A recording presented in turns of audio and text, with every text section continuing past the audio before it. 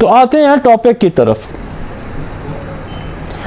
आज जो हमारे पास टॉपिक है वो बड़ा ही आम है, और ये हम जो कार्डियो जो दिल की सीरीज़ है हमने पूरी डॉक्टर सईद के साथ हमने कोई 3-4 दफ़ा की है, कोई 7-7 8-8 लेक्चर, जिसमें हमने कंजेनिटल हार्ट डिजीज़ हैं, जो बच्चों की बीमारियां हैं, मसलन ASD है, VSD है, PD है, TJ है, दिल के सुराख, इस तरह की जितनी कंजेनिटल हार्ट डिजीज़ की हैं। फिर हमने बड़े जो हैं बंदे उनकी जो दिल की तकलीफ़ात हैं वो की हैं, ट्रिपल वेसल डिजीज़ की है, रिगर्जिटेशन क्या होता है, मेटल वॉल स्टेनोसिस क्या होता है, तो ये सारी चीज़ें हमने पहले की हुई हैं। लेकिन आज हम पूरा हार्ट उस तरह से नहीं टच करेंगे, हम सिर्फ इमरजेंसी को करेंगे, क्योंकि ये जो हमारी सीरीज़ चल रही है ये सिर्फ इमरजेंसी ट्रीटमेंट की सीरीज़ चल रही है। तो सबसे पहले तो हम अनस्टेबल एंजाइना, एक होता है स्टेबल एंजाइना और एक होता है अनस्टेबल एंजाइना। स्टेबल एंजाइना वो होता है कि मरीज़ 1 किलोमीटर चलेगा, 2 किलोमीटर चलेगा तो उसको दिल में दर्द शुरू हो जाता है। दिस इज द, उसको पता होता है मरीज़ को, और वो बाज़ दफ़ा उसको पता होता है कि अब मैं इतना चल चुका हूँ, तो वैसे ही बैठ जाता है कि अब मुझे दिल का दर्द होने लगता है। ये नाउन होता है कि अब होगा, इतना चल के होगा, 10 कदम, 20 कदम, 50 कदम, इसको हम कहेंगे स्टेबल एंजाइना। और एक कहते हैं अनस्टेबल एंजाइना, जो किसी वक्त भी हो सकता है, मतलब आप बैठे हैं तब भी हो सकता है, आप खांस रहे हैं तब हो सकता है, तो मतलब उसकी कोई टाइमिंग नहीं है और उसका कोई शेड्यूल नहीं होता, अनस्टेबल एंजाइना, और ये ख़तरनाक होता है। इसकी हम आपको एक पिक्चर दिखाते हैं, ये होता कैसे है। पहले मैं पिक्चर देख लें, ये देखें, ये है आपकी वेसल्स है, जो ये वो वेसल है जो खून दिल को सप्लाई होता है। अब ये पहली पिक्चर जो है,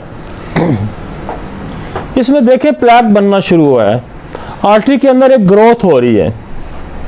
ये जो ग्रोथ हो रही है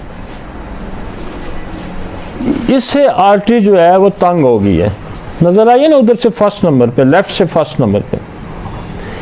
दूसरी पे जो प्लेग है वो और ज़्यादा बढ़ गया है उसका एरिया, और जो तीसरी है, यहाँ ये जो प्लेग बना हुआ है, ये जो ग्रोथ हुई हुई है, ये तीसरी पिक्चर पे आके जहाँ एरोस ने दिया हुआ ऊपर से आ रहा है, यहाँ ये जो रैप्चर हो जाएगा, रैप्चर हो जाएगा तो यहाँ ब्लीड होगी शुरू हो जाएगी। और ये चौथी जो पिक्चर है, ये ब्लीड होके देखा ना आपने, ये क्लॉट बन गया है,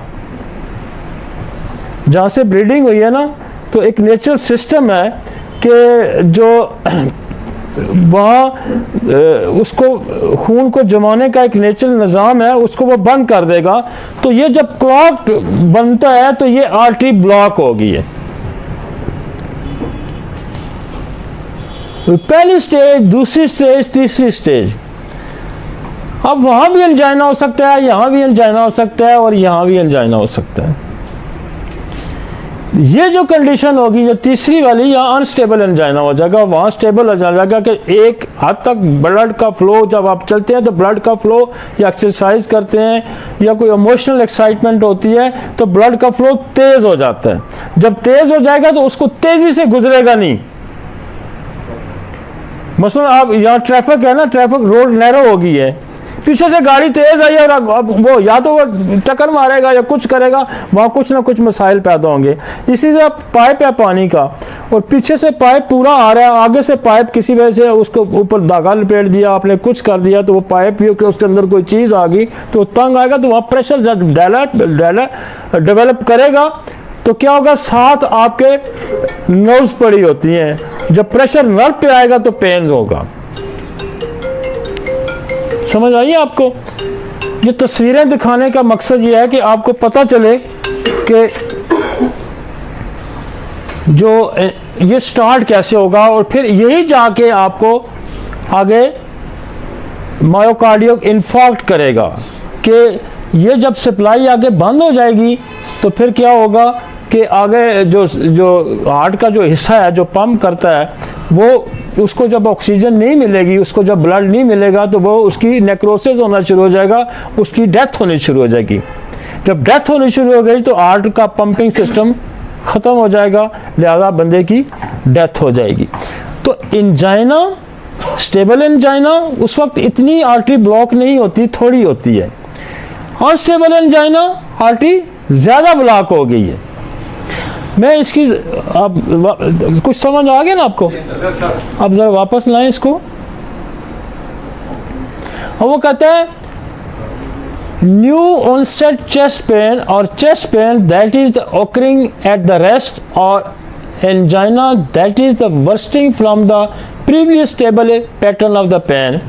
Difference between unstable angina and acute myocardial infarction is the degree of ischemia. In unstable angina, there is a myocardial infarct ischemia from the diminished blood supply, and acute myocardial infarction, there is a complete cessation of blood supply due to occultation of the artery. Unstable angina is a pre-occultation stage.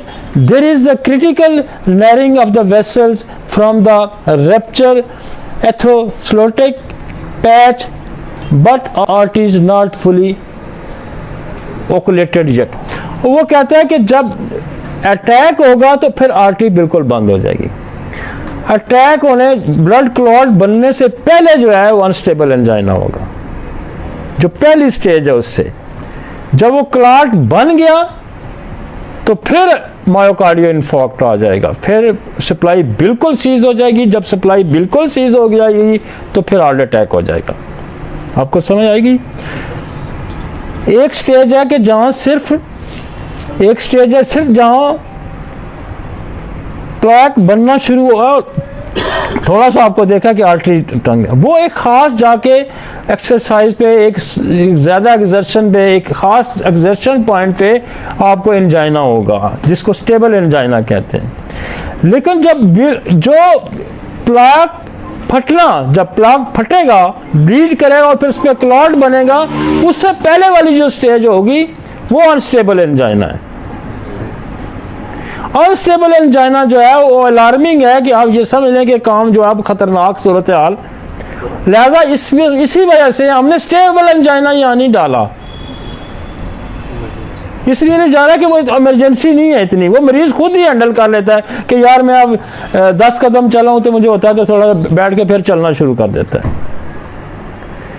तो ये वो stage आती है कि इसकी अगली stage जो है फिर उसको कहते हैं मायोकार्डियल इन्फार्क्शन, के जो हार्ट का जहाँ सप्लाई बंद होगी, जो आर्टरी की सप्लाई जब बंद होगी तो अगले हिस्से में चूंकि खून नहीं जाएगा, वहाँ ऑक्सीजन नहीं पहुँचेगी, उसकी डेथ होनी शुरू हो जाएगी, लिहाजा इंसान की मौत वाक़या हो जाएगी। समझ आइए जी आपको हार्ट अटैक।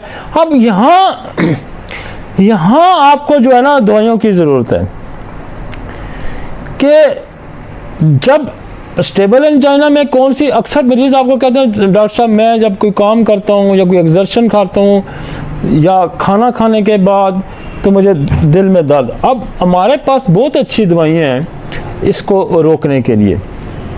मेरा कोई तकरीबन 60 अबाउ एक कार्डियक मटेरियल मेडिका मैंने दिया हुआ है, जिसमें सिर्फ हमने हार्ट की जो दो लाइनों की अलामात हमने लिखी हुई हैं, वो तकरीबन 60 से अबाउ मेडिसिन है, वो हम नीचे आपको दिखा देंगे। लेकिन वो मैं इतनी डिटेल अब नहीं आपको उसकी हम डिस्कस कर सकते, उसकी वजह ये है कि वो तो काफ़ी सारे लेक्चर खा जाएगा। लेकिन हम आपको वो लिस्ट ज़रूर दिखाएँगे कि ये जो मेडिसिन है, और ये अगर आपने डिटेल इसकी देखनी है तो जो मेरा दिल का लेक्चर है डॉक्टर सईद के साथ, उसमें इसकी पूरी डिटेल मौजूद है उन दवाइयों की कि लेटोडेक्टस क्या करती है, हिमोटॉक्सिलॉन कैसे काम करती है, सेंचरस कैसे काम करती है, सेमिसफ्यूगा कैसे काम करती है, बेलाडोना कैसे काम करती है, कैकेटस कहाँ काम करेगी। तो इस तरह हर दवाई जो है ना, लेकिन हम यहाँ इस इमरजेंसी में मैं ज़्यादा दवाइयाँ नहीं डिस्कस करूँगा, मैं ज़्यादा बोझ भी नहीं डालना चाहता। मैं वो दवाइयाँ यहाँ डिस्कस करूँगा कि जो बहुत ज़्यादा इमरजेंसी में यूज़ होने वाली होंगी, ताकि आपके पास 62 जो या 60 बहुत जो मेडिसिन हैं वो अगर हम उस पर सारी में सर्च में पड़ जाएंगे तो आप मरीज़ हाथ से निकल जाएगा। लिहाजा हमने उसको रेस्क्यू करना है, और रेस्क्यू करने के लिए ज़रूरी है कि आपके पास मेडिसिन की चॉइस काउंटेबल हो, फिंगर टिप्स पे हो, ताकि आप फ़ौरन उसकी सिलेक्शन कर सकें। तो सबसे पहली मेडिसिन जो हमारी यहाँ इस्तेमाल होती है ना, वो यहाँ ध्यान रखें कि एकोनाइट होती है। आप मरीज को एकोनाइट दें, एकोनाइट विद इन मिनट के अंदर अगर आपको रिजल्ट नहीं मिलता, मिनट के अंदर, तो फिर एकोनाइट से आप निकल जाएं। और दूसरी जो बड़ी, जो मैं अगर अनस्टेबल एंजाइना की बात करूंगा तो आपके पास एक और चॉइस है, वो है लेट्रोडेक्टस। लेट्रोडेक्टस का पेन यूं स्टार्ट होता है और यूं आर्म में आता है। लेकिन हमारे पास एक और बड़ी मजे की दवाई है जो कि आपकी पूरी हार्ट की सीरीज में काम आएगी, पूरी हार्ट की सीरीज। स्टेबल एंजाइना जहां से प्लेक बनना शुरू हो गया वहां से लेके मायोकार्डियल इन्फॉक्स तक, कार्डियक फेलियर तक, कार्डियक अरेस्ट तक वो काम आती है। और इसकी पहचान इतनी आसान है कि क्विकली आप उस पर पहुंच सकते हैं और उसमें 30 सेकंड में आपने मेडिसिन प्रिस्क्राइब करनी होती है और वो इतनी जल्दी आपको 30 सेकंड में ही आपको उसने रिजल्ट भी दे देना होता है। वो है कैक्टस। कैक्टस की जब आर्टरी नैरो होगी तो क्या होगा, यूं ग्रिप आएगी, यूं ग्रिप आएगी। आर्टरी नैरो हो रही है ना, जैसे हमने आपको ये शक्लें दिखाई हैं पहली। आर्टरी जब नैरो होगी, तंग होगी, तो क्या महसूस होगा मरीज को कि मुझे ग्रिप पड़ गया, मुझे किसी ने यहां बंद कर दिया है। तो एहसास भी बंद होने का आएगा, वो कहेगा जी शिकंजा पड़ गया। तो कैक्टस जो है वो इतना ही मरीज से आपने पूछना है और आपको वो फील भी। और ये याद रखें कि दिल का मरीज का जो दर्द आता है ना, वो कभी भी हाथ यूं नहीं करके बताता कि मुझे इधर दर्द है। वो पूरा यहां उसने पंजा रखा होता है, ये पंजा रखा होता है।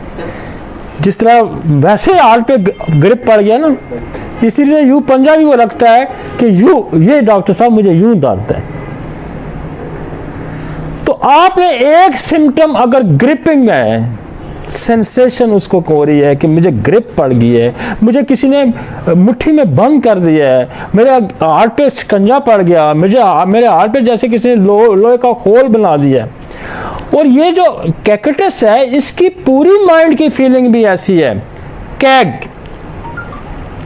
CAG, कैग, कैग का मतलब पिंजरा। वो समझता है कि मैं किसी पिंजरे में बंद हो गया हूं। और ये अलामत सिर्फ जहां, और ये कैग कहां महसूस होगा, जहां ब्लड कंजेशन होगी। वो स्टमक में भी हो सकता है, वो दिमाग में भी हो सकता है।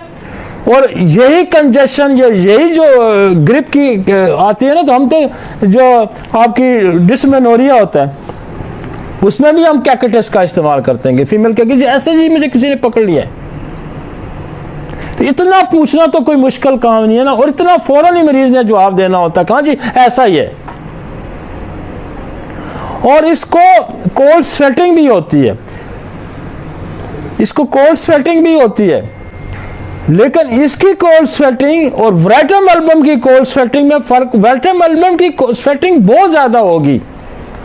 और यही अगर आपको मरीज ये इस हालत में नजर आओगा कि उसका फेस पेल हो गया, स्वेटिंग आ गई, और यूं आपको अगर लगता है कि मरीज गया हमारे हाथ से निकल रहा है, मरने को जा रहा है। और मैं सैकड़ों मरीजों को, मैंने जब वेट्रम एल्बम हमने उसके मुंह में डाली, एक कतरा ही डाला, तो साथ ही मरीज ये कहता है कि डॉक्टर साहब मैं बच गया हूं। उसको मौत नजर आ रही होती है। और कैक्टस भी मैं आपको बताऊं कि कमाल की दवाई है कैक्टस। आप 1M 10M की एक डोज देंगे, मरीज सेकंड, ये मिनट नहीं लगाता ज्यादा, सेकंड में उसको रिलीफ मिलेगा, सेकंड में रिलीफ। तो एंजाइना पेक्टोरस, अब दवाइयां और बहुत हैं। मसलन वो ये कह रहा है कि दर्द यूं आता है और यूं चला जाता है, यूं आता है यूं चला जाता है। तो ये सिम्टम है, और ये भी ब्लड कंजेशन की सिम्टम है बेलाडोना की। प्रायोरिटी आपने प्रायोरिटी पे रखना है पेशेंट्स को। प्रायोरिटी आपको एकोनाइट, वेट्रम, कैक्टस टॉप प्रायोरिटी पे रखना है आपने। कि ये मायोकार्ड इन्फेक्शन को भी बचाएंगी, अनस्टेबल एंजाइना को भी बचाएंगी। ये बहुत काम वाली चीज़ें हैं। और अगर आपको ये पेशेंट यूं फील हो रहा है कि पेशेंट जो है उसकी पल्पिटेशन इतनी तेज है कि वो यूं बाहर फील हो रही है, बल्कि यूं हाथ रखेंगे तो दिल की धड़कन बाहर फील हो रही है, तो फौरन स्पाइजेलिया बचाएगी, फौरन स्पाइजेलिया बचाएगी। तो टॉप पे हमने क्या रखना है? एकोनाइट रखनी है, टॉप पे हमने कैक्टस रखनी है, वराइटोमल्बम रखनी है, ये टॉप पे रखनी है। उसके बाद लेट्रोडेक्टस है, और उसके बाद एंजाइना की और मतलब एक और दवाई है हेमाटॉक्सिलन। हेमाटॉक्सिलन जो है वो पेशेंट ये महसूस करता है कि डॉक्टर साहब मुझे यूं दर्द हो रहा है जैसे किसी ने लोहे की सलाख यहाँ डाल दी है, कि यहाँ से सलाख यूं क्रॉस हो गई है। तो ये उसकी एक ही खास अलामत है, और ये अलामत जो मैं आपको बता रहा हूँ ये मरीज बताते हैं। लेकिन दर्द सिर्फ फ्रंट से बैक को जाएगा, सलाख का अगर जिक्र नहीं करेगा तो फिर दवाई आ जाती है सेंचरस। अब सेंचरस जो है ये भी स्नेक पॉइजन से बनती है। तो अगर दर्द के साथ पेशेंट सफोकेट भी हो रहा है, वो कहता है मुझे बाहर निकालें, मुझे किसी तरह, तो फिर फौरन लैक्सिस बनती है, फिर फौरन लैक्सिस बनती है। ये जो अनस्टेबल एंजाइना ना, ये समझें कि बड़ी सीवियर कंडीशन है, ये बड़ी सीवियर। वैसे स्टेबल एंजाइना आता है तो और बड़ी सारी दवाइयां आ जाती हैं, मसलन उसमें सेमिस्फ्यूगा भी यूं करंट मारता है हमेशा, सेमिस्फ्यूगा का इलेक्ट्रिक शॉक टाइप उसकी भी पेन होता है एंजाइना का। जैसे हमारे एक और दोस्त हैं, वो एंजाइना में वो यहाँ जो लिवर का डॉक्टर उस्मान है, वो चेलिडोनियम का यहाँ इस्तेमाल करते हैं। तो चेलिडोनियम मैंने भी बेशुमार दफ़ा इस्तेमाल की, चेलिडोनियम से भी बड़ा फ़क्का होता है।